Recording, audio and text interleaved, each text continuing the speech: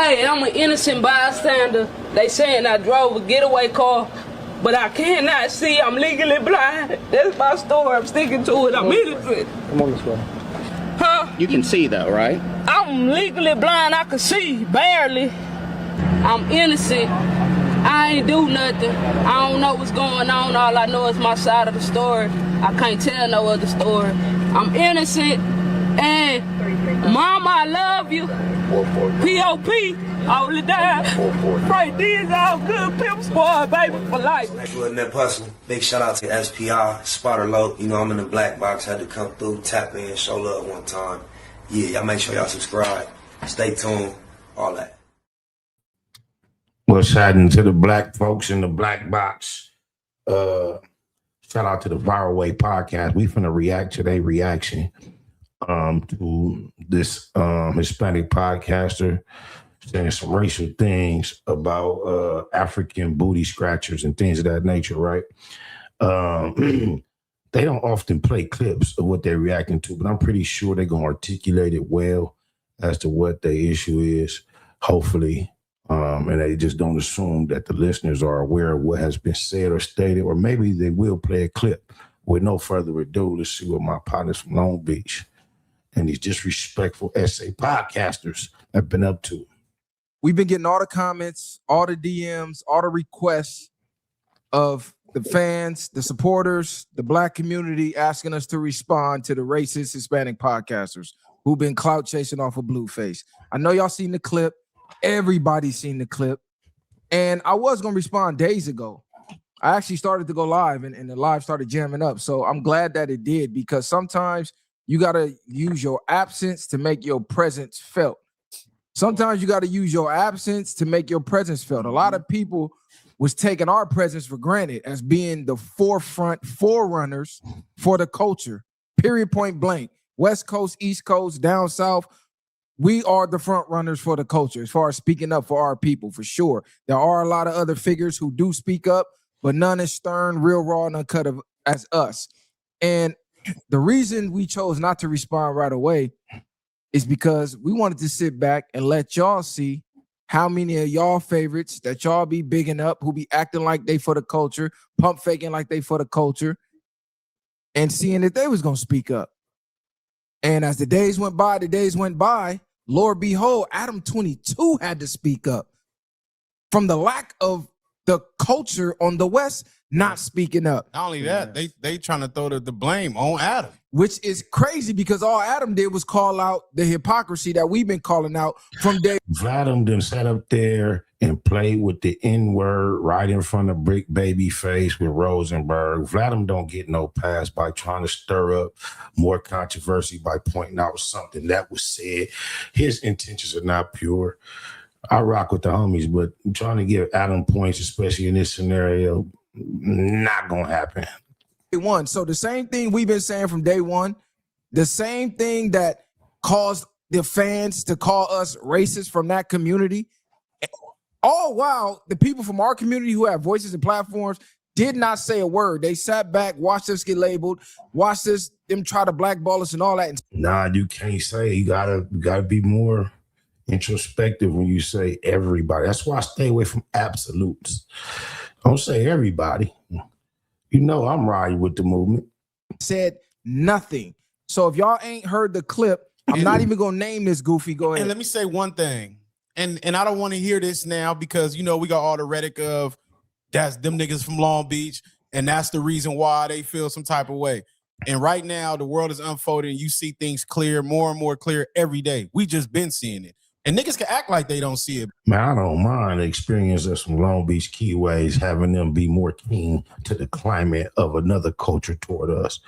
Yeah, if they firsthand experiences in Long Beach made them more aware of what we need to be aware of, I don't want to deny that or say that's not why they more own it. That probably is why they more own it, but that ain't nothing to knock.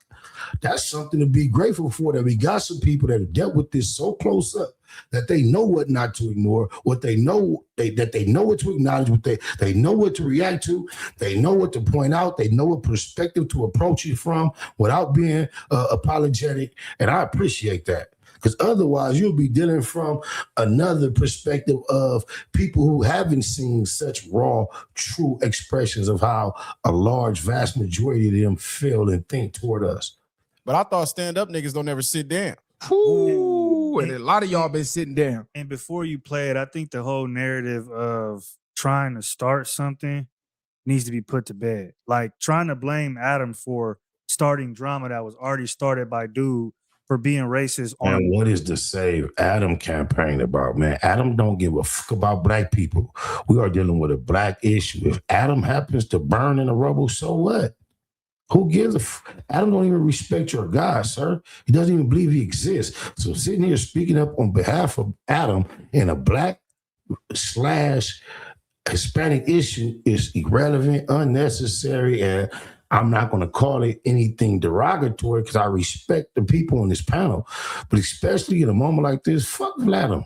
Who cares what is thought about him?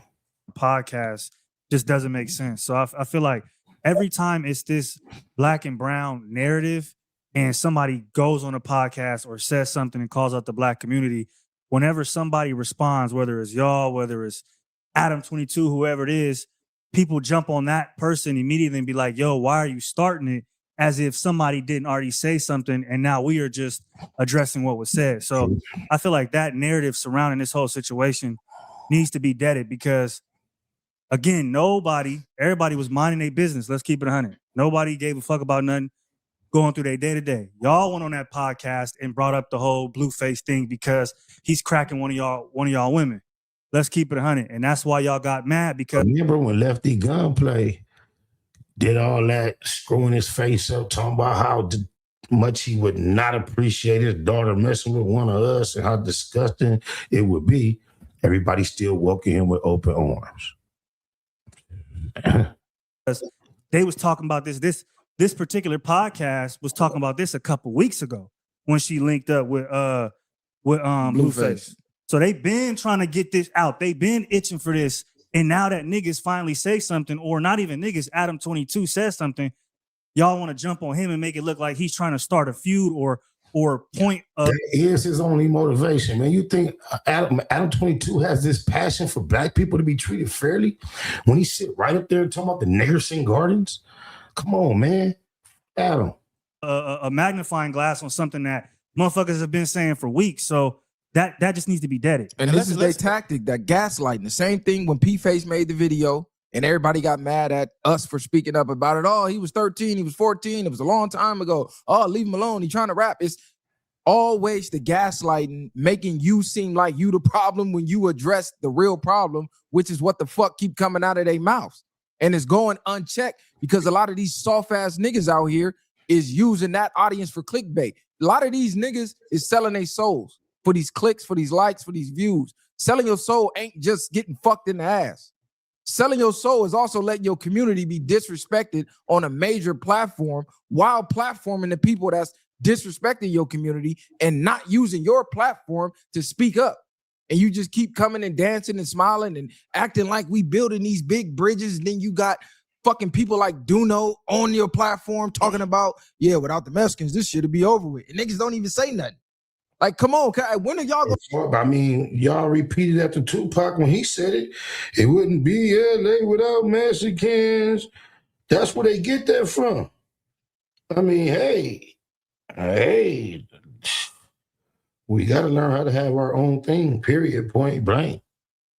I'll start calling the niggas out. I'm going to get to that later, though. But let's get to this clip. Let me say one more thing, and let's keep it 1,000. This is just another form of people attaching themselves to the culture and to everything that we do.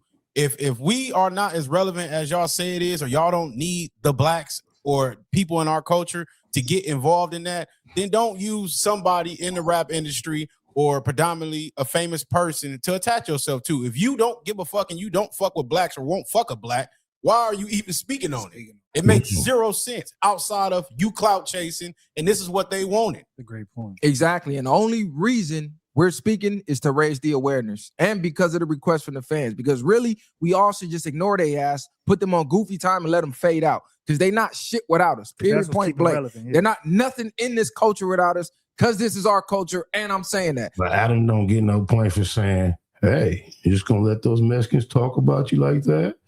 Hey, you gonna talk about those black people like that? He don't get no points for that, bro. I don't give a fuck how much Chicano rap you would listen to or claim to listen to.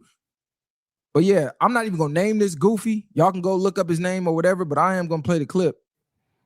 So Blueface is just like hot right now. Like But anything. do you think he's a good-looking dude? A black dude? Um, African American? Booty scratcher? no comment. I don't really. Come on. I don't really. I don't. Now, if somebody would have called him a wetback beaner, little pecker, red body built motherfucker, would that happen okay? I don't There's really an look at answer. I mean, do you swing both ways? No, No? strictly dickly. Like black dudes? No, No? Why not? no. Pino Bro, code so 13. insecure as fuck. Oh! Now, y'all all thought I was joking and trolling when I said I believe racism started because of our dicks and people's insecurity of our dicks. And time again, is always behind a woman liking blacks. Now, he goes on to ask her, does she like Blueface? Do you think he's a handsome guy? Then he slips in the racist, oh, African booty scratcher. Oh, you like black guys? You like African Americans, African booty scratchers? Like we wasn't going to catch that. But that was the rage bait because he knew it was going to get traction. He knew it was going to get responses. On top of that, we know for a fact she'd have been fucked by a couple black dicks. Just for the Just think, wasn't nobody really tripping. It was rage bait. Yeah, I mean, it's shell soldier shit. And didn't nobody really react till the white boy said something. Now it's up. Maybe the blacks was waiting to catch him slipping outside their studio. They wasn't gonna make big noise about it. Now he probably looking every which way when he come out the studio. I don't know. I just consider everything. But if you look at the natural order of things, I know you guys said you were sitting back waiting for the right moment to speak on it.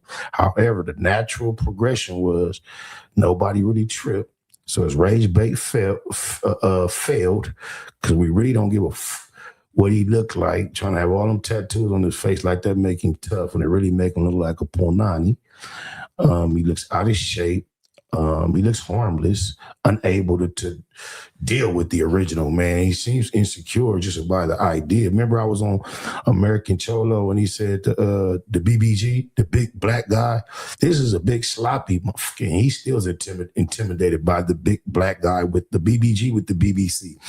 But yeah, nobody was even giving him no, he said it, whatever. No, it didn't really hurt nobody feeling sticks and stones. You know what I'm saying? We already know what it is.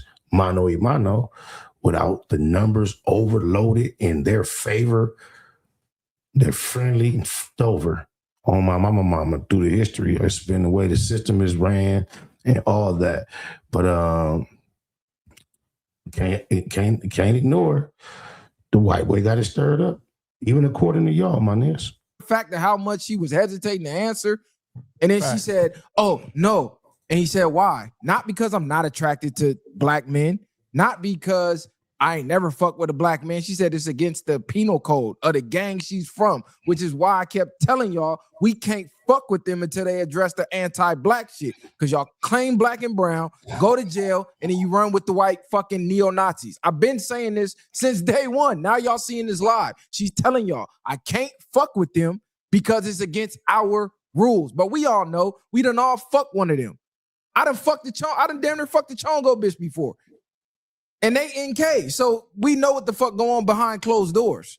They be fucking with niggas, but in public, they people will cast them out for fucking with niggas. We know what's going on by now. I got a song about it called East Side Story. Oh, mama. Like, we got to stop pretending and put everything on the table and address everything, or it ain't no forward motion. Right, because people want to act like it don't exist, but she already committed treason. We know that already. She's been jumped ships. That's like you said. That's why she hesitated and had to speak on that. And it's clear as day, Cub was rage baiting, but we all know what the fuck is going on. To me, it's just like, at this point, we see it for what it is. We've been seeing it for what it is. All you got their favorite sport outside of soccer is boxing.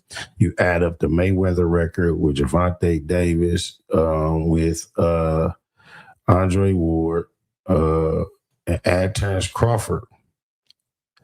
They can't with us. That is the most quick reference of mano y mano, us against them. And we know in the system how it go, how we was raised to take 2 or 3, and we know that's how it played out. That's why Jap got the clip talking about, he asked him, why you put us in there with so many of them? I have experience being in a riot. I'm pretty sure that as long as it wasn't a yellow dollar sign, it still should be up. I told the story a long time ago. Being in a riot with like 64 of them, 18 of us, it was routine. That was in the 90s. Oh, my mama. It's just something about the physicality of the original man when it develops out to its greatest potential. It's unmatched. That's why the NFL is full of us, because it is a constant task of physical strength. Now, acquired skill and training can, eliminate a lot. That's why in the UFC, you see people a lot more effective that are not us, because more of a survival thing, and survival is of nature. And when you're in the process of being eliminated, you can go to extreme realms of strength, and you tap into energy. But when you're just dominant by nature, the person attempting to survive that has the hard work.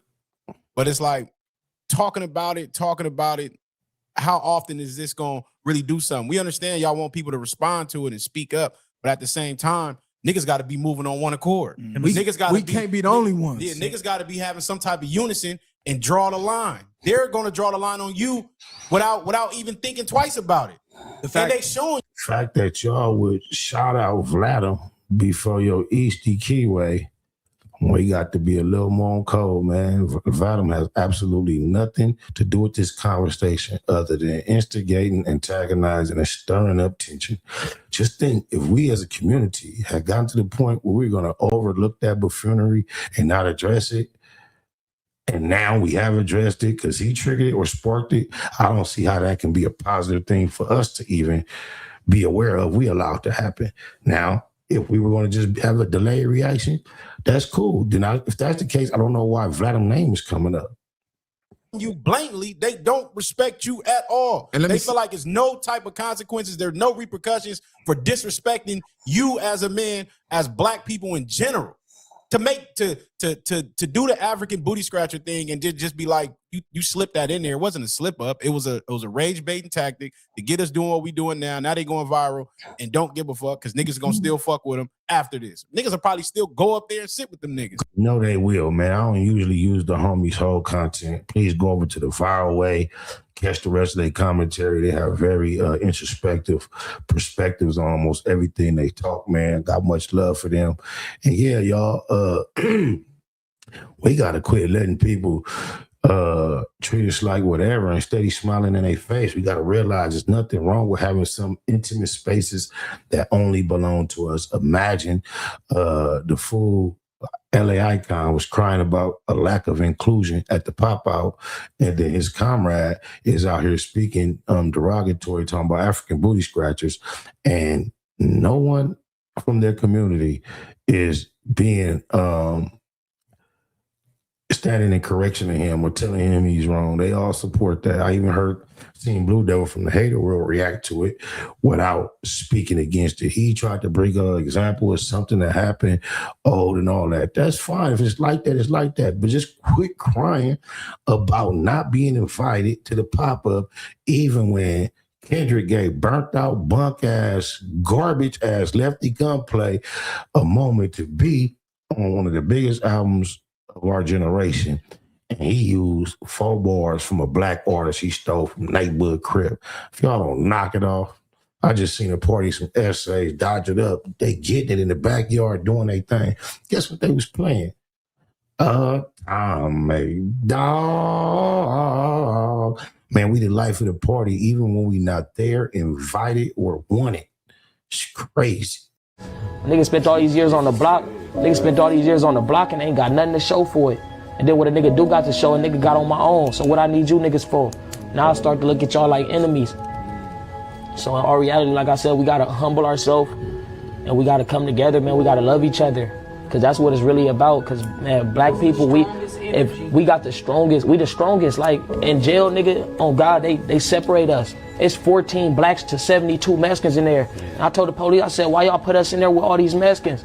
They said because that's how it break down. Like that's how y'all can handle them. Snakewood and that person. Big shout out to SPI, Spotter Low. You know, I'm in the black box, had to come through, tap in, show love one time. Yeah, y'all make sure y'all subscribe. Stay tuned, all that.